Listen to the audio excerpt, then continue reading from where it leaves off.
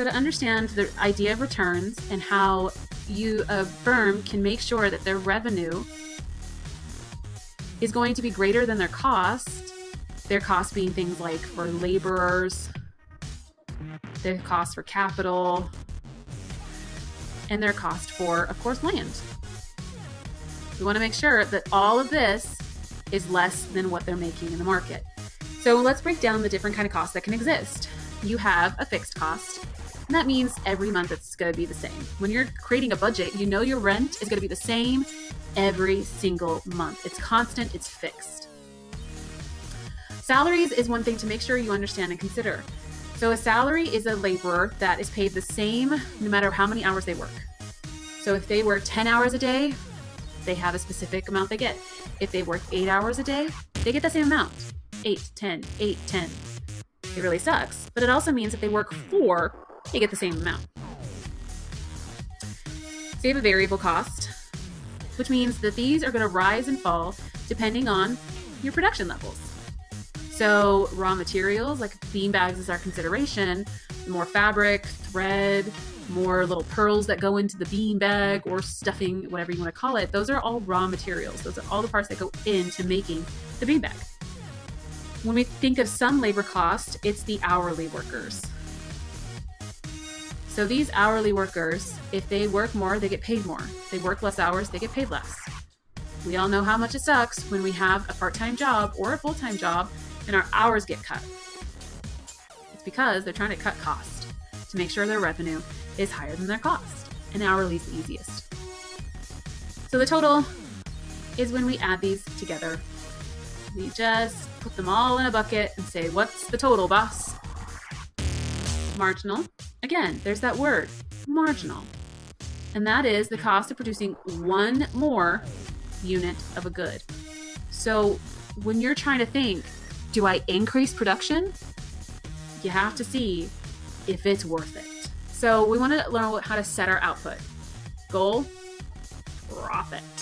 We want revenue minus cost to equal a nice fat wad of money. Basically what we're looking at. Marginal revenue is basically the additional income from selling one more. There's that again. And usually it's like market price. So when you see something on the shelf and it costs $15, that's the marginal revenue. So we need to figure out how to determine this.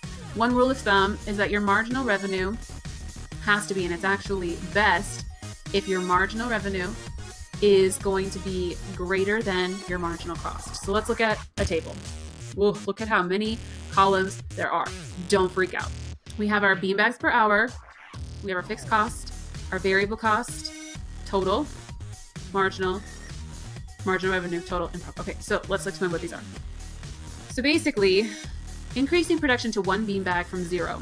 If you look, this fixed cost, always the same. Look how it never changes.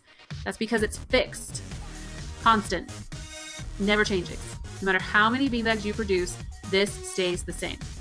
But as you see, our variable costs start to increase. If you increase the production, you need more raw materials. We have to add these together, and that's going to equal our total cost. And then our marginal is when we look at the difference between producing one or producing none. As you can see, it was $36 to produce 0 beanbags per hour. Producing one costs $44. What's the difference between 44 and 36? 8. For 2 beanbags, what's the difference of 48 and 44? 4. What's the difference between 51 and 48? 3. 56 and 51? 5. Marginal revenue is market price, so when I put that beanbag on the shelf, I slap it with a big $24 price tag. So then, and I sell, and I make 0 beanbags, I make $0.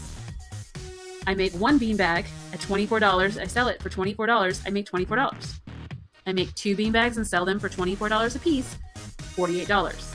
You basically take your, for this, you take number of the product times marginal revenue equals total revenue. So then the difference, looking at profit, we have to subtract our cost from our revenue.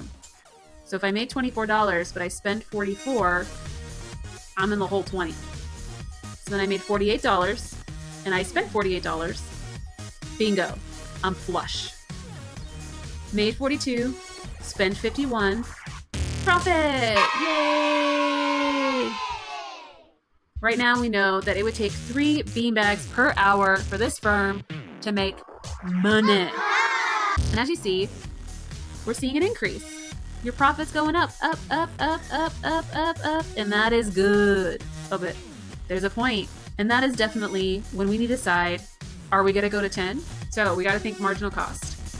Really, the best scenario is less than, or marginal cost is less than marginal revenue.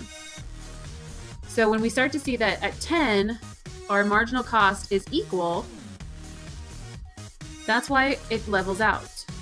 So we think, is it even worth it to make that 10th beanbag? So our main goal is to produce 9 beanbags per hour. So when there are price changes in the market, for instance, let's say that the price increases. So what's the law of supply?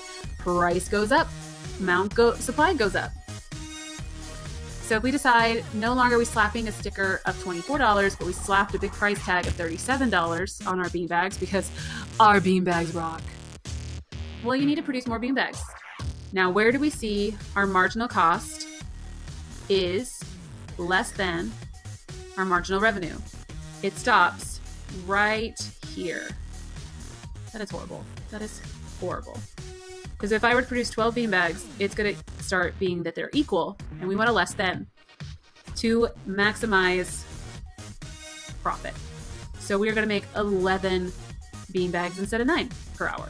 When a company is trying to decide whether or not they want to shut it down, they have to think about variable cost and fixed cost.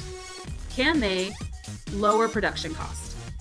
Can they bring down? And that's why you always get less hours, you know. You don't make enough money that day, somebody's got to go home. The firm should keep the factory open if their total revenue, the amount they're bringing in, is still greater than their cost of keeping it open. If they're really struggling, they're going to pull back, wait until the market starts to stabilize, and then increase the production when the price goes up. Now, if, of course, they cannot cut cost enough and their revenue is just way less than their cost, the more and more that they continue to go, the deeper and deeper they get into debt. And this is when a company has to make the decision to push that cartoon button that stops the entire factory and just turn off the lights.